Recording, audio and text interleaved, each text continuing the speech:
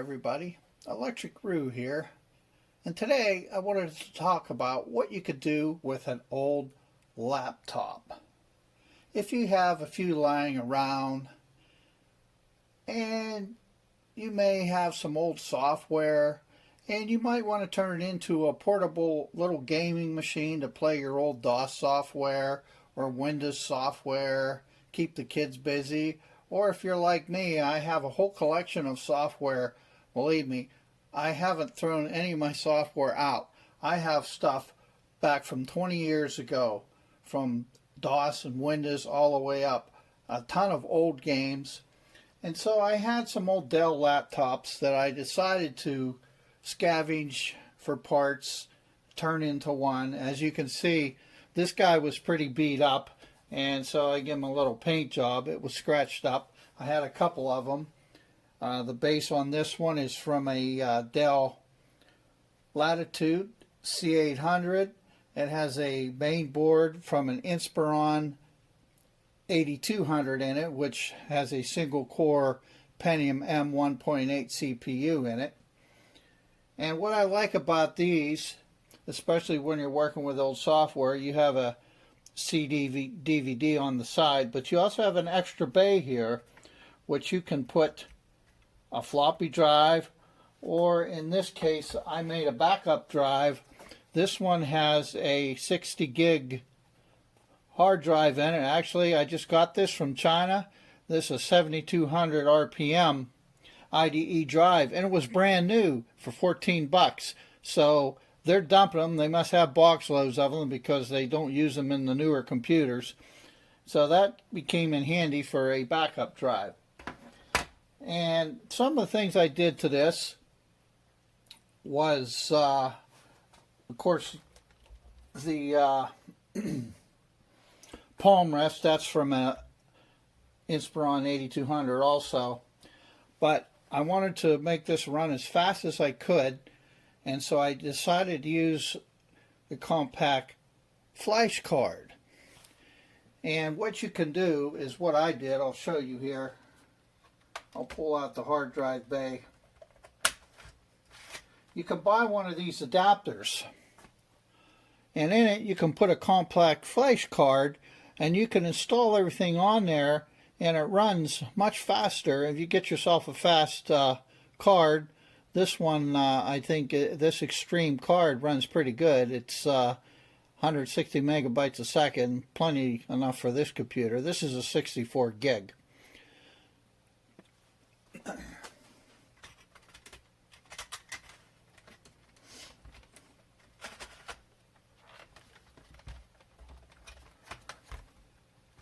Can't get it back in here. Also, there's some other things you can do, which I'll show you. I have Windows XP on this, and also I'm running Dosbox for all the old DOS software. You can tell Windows, you can put a different driver in to trick Windows into thinking this is a fixed disk, because most of these newer compact flash cards, you can't flip the bit in them that tells them it's either a removable or a fixed disk. But there's a little driver trick you can do with a Hitachi driver for a Microdrive.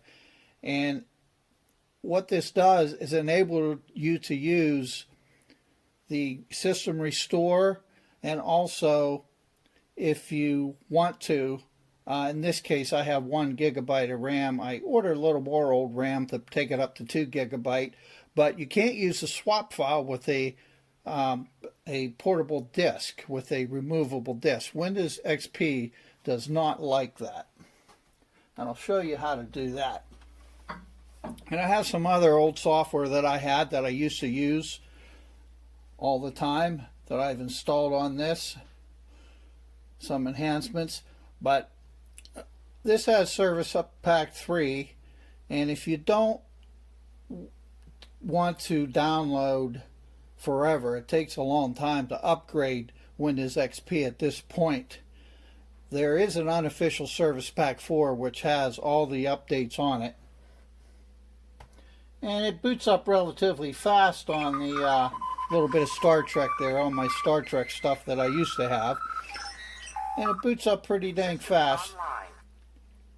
And if you notice the screen, let me zoom in here a little bit.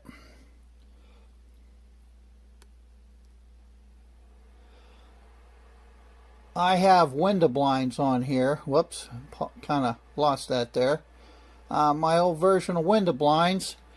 And you can tailor your desktop and all your folders to look a little bit different. As you notice, the taskbar is not your standard Windows XP taskbar, and it changes the looks completely. And another piece of software that I always like to use is made from Stardock, also, besides the window blinds, is Fences. And Fences enables you to build a fence. As you notice, I have some software in Fences here.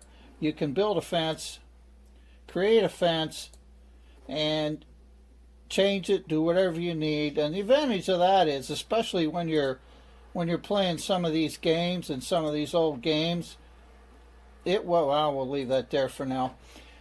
It will restore your desktop and all your icons back to where they were. They won't be moved around as the resolution changes on the screens. Now this screen is actually a brand new old stock screen that I came across of. It's a WXGA screen, so it's nice high resolution. And as I was saying about let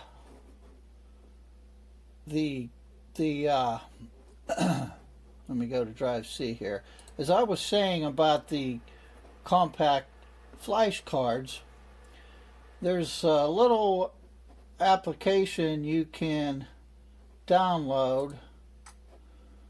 It's called the Hitachi Microdrive. In this case, I have the x86. I don't have the 64-bit because this is only a 32-bit processor. But if you find this on the net and you download this, first thing you need to do is, if you go to your control panel, up to your system, go to your hardware, device manager, and you want to look at what it says for your drive. And in this case, let's open the properties here. And details. Now this information right here you're going to need. So you're going to want to copy that, but you're not going to want to lose. After this slash here, you see it says HDX 1601. Then there's the slash, and there's a whole bunch of numbers. You're going to exclude that. So you need to copy this information exactly. And if you go over here to the configuration file here, the INF file for this Hitachi drive, let's open this up and let's edit this. Just going to open it here with Notepad. I'm going to show you. If you go down to the third line, this device line down here, let me zoom in on that. And you can see I replaced what was here with this line here. And this is the, whoops, here it is here. This is that information of that compact disc. So that when you go in and you save it, save this config file, and what you'll do is go in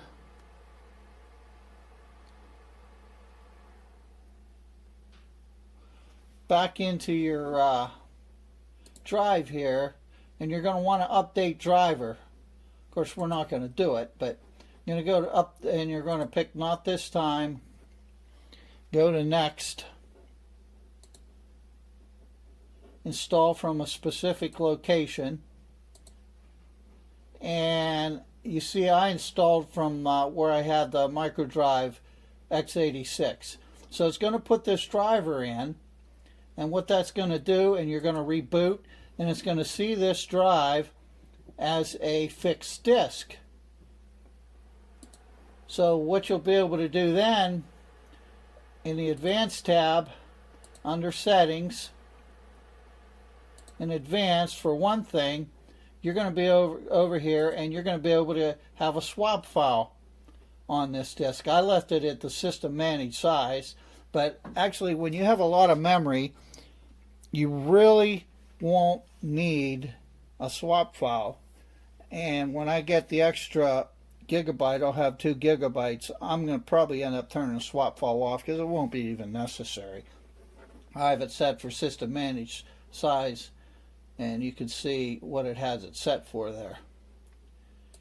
And also, what you can do is you couldn't use System Restore with a fixed disk. And now I have the System Restore turned on, so it will work properly. And what I've done with this extra drive in this bay, I use, again with some of my old software, but you can find it around on the net. I use come down here,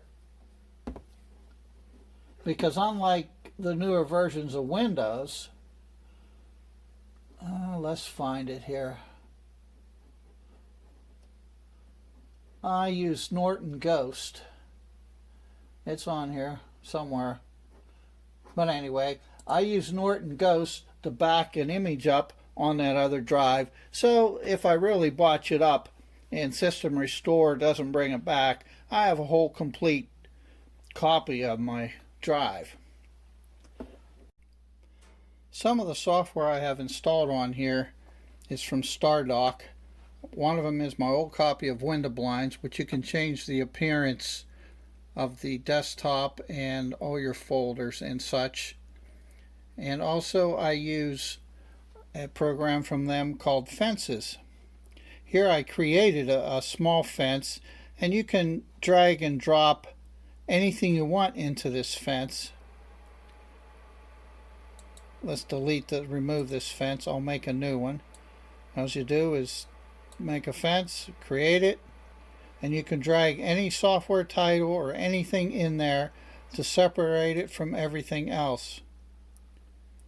And another advantage to this, let's remove this fence, is you can also have a scroll bar on it if you fill it up to scroll up and down. And also, if you're using this to play retro games, of course the resolution will change. And you know what happens at times when your resolution changes back, your icons sometimes get all screwed up. Well, a fence will keep it all in the same place of where you left it when you put it. There actually is an antivirus that still works with Windows XP, Advanced, free, and I think the paid version really is only a couple dollars a month if you were actually, I don't know why, to use this online. But I do have Firefox ESR on here, but boy, it really goes slow. And you can access the net with, I've got Kmail, and it's a little faster browser on here, and it works a little faster. The smart drive tools that I use, when I mentioned that drive that I had purchased for backup, how I know that it's actually new and doesn't have any hours on it, you can erase a hard drive, you can delete a partition, but you can't change the smart drive information and what it logs on itself as far as how many hours the drive has been operational. So I have smart tools on here, which when I got the drive, it said absolutely 0 hours on it, unless the Chinese have figured some way to cancel that out. That drive was particularly brand new. I have a few games here, DOS games, Windows 98 games on here that seem to run fine under XP.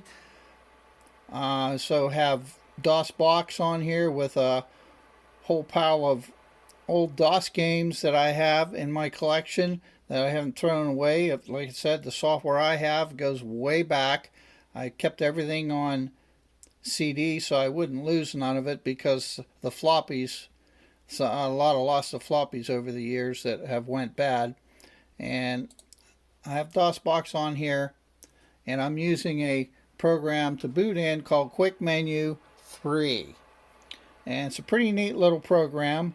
It lets you send up as many menu pages as you want. You can see a lot of the old games I have on here, and all my old Apogee games that I still had. I bought a bunch of those back in the day. Go back to the main screen.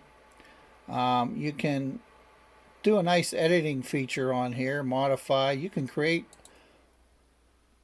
let's make a new one. Let's add. Say we were to add a page icon, a software icon, a macro icon. So we want to create a new software icon. You can name it. You can put the location in. You can search the location here. It pulls up a window where you can go in and choose the file that you need. You can change the style. You can password it, change the style. They have a bunch of different styles that you can change, from buttons to you got icons. They have a bunch of old school icons here that you can use, retro icons that kind of look nice for your software if you want to use those.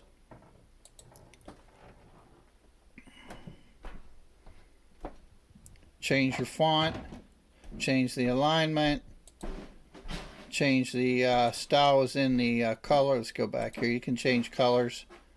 You're limited to your colors.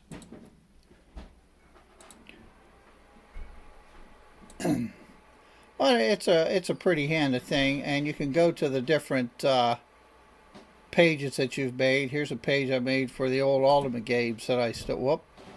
I moved that. Didn't mean to, but that's okay. We can fix it later. Let's click on Done. I can go to that page, and you can see I have the old Ultimate games that I had played in the past. You can send commands out to the DOS box. Here's one. The Ultimate games require that the EMS is turned off, so I made a couple buttons here to turn the EMS off and on. I'll show you what I did there. Let me pull one of them up. It just sends a command down the line to Dosbox and turns the EMS off, and it's happy. So go back to the main page. I said you have file, you have utilities. They had some built-in calculators and calendars, phone book and such back in the day for DOS. It really came in handy. There were a lot of different program launchers. I always liked this one because it was pretty colorful and you can do a lot with it. Exit out of there. You can drop the DOS, run a DOS command if you wish.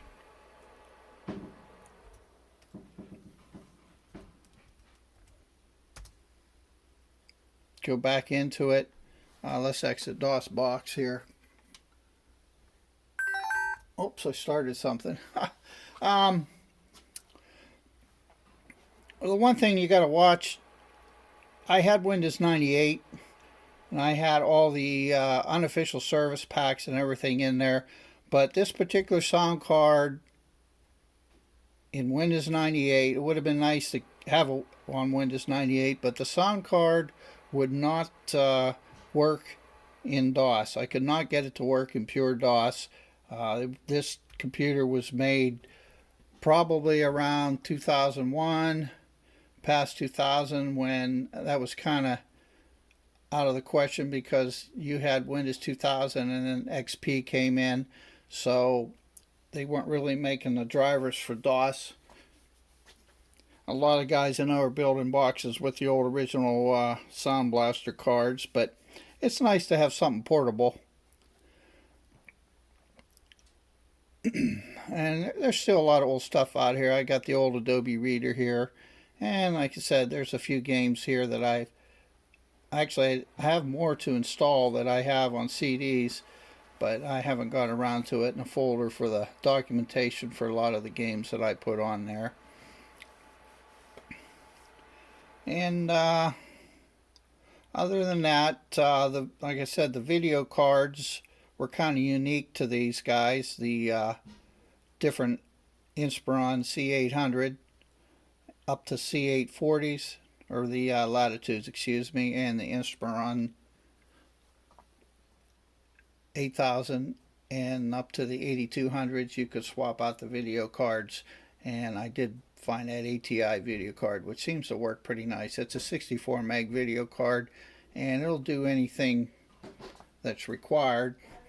And I did have the video working great in Windows 98, and I found some drivers from NVIDIA on that old NVIDIA card, but actually the NVIDIA card didn't do the textures like the ATI card does, so that GeForce To Go card wouldn't display the textures in the games running under XP, but okay for the DOS games. And as far as heat control, I have this nice little program here. Oh yeah, it's already running, of course. Let's go down to the and let's open it up here.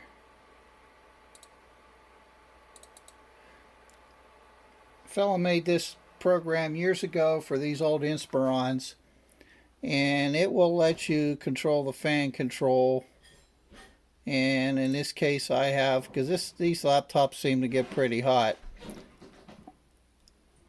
I have temperature control here at different temps and different fan speeds. This laptop has dual fans, cooling fans. So actually it runs pretty hot, but with this I can have the front fans come on at a lower temperature than what the BIOS is set at. So that's pretty good.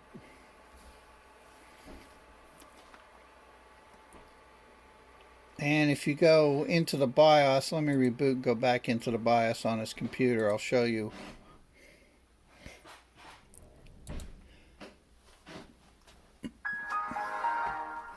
Infamous Windows log off.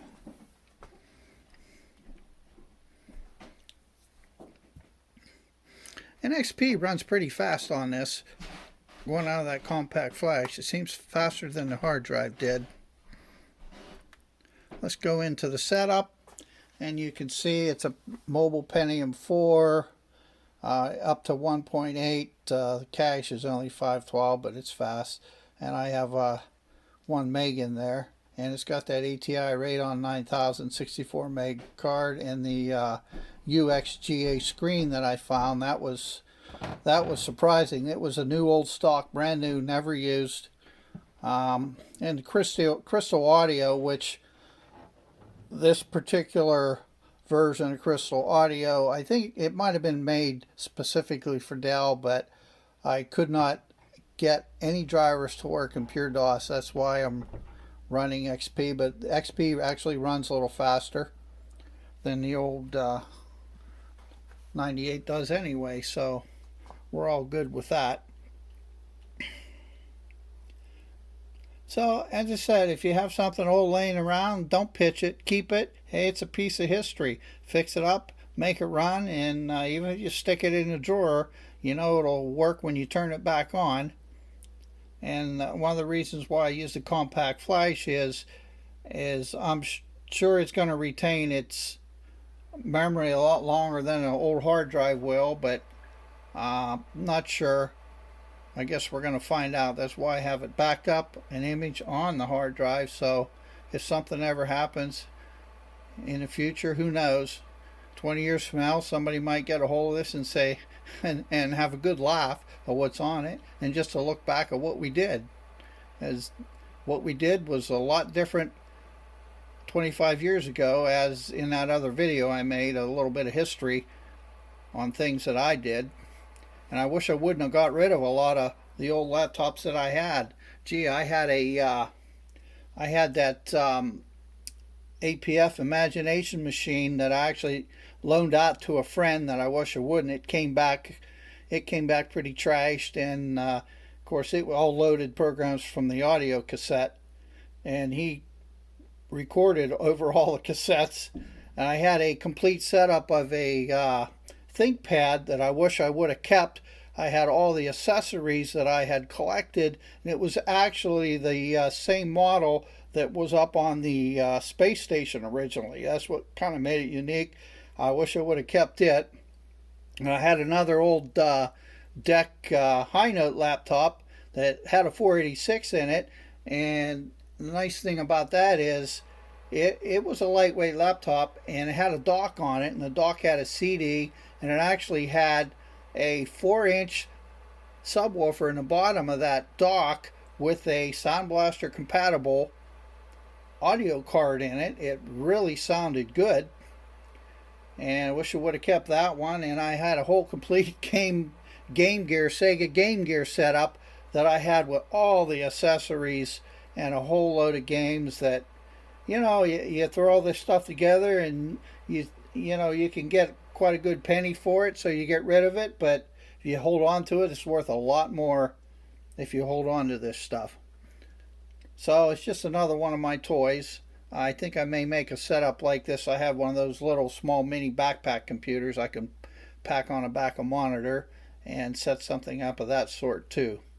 So if you have any questions, don't hesitate to email me, and have fun with your old PCs.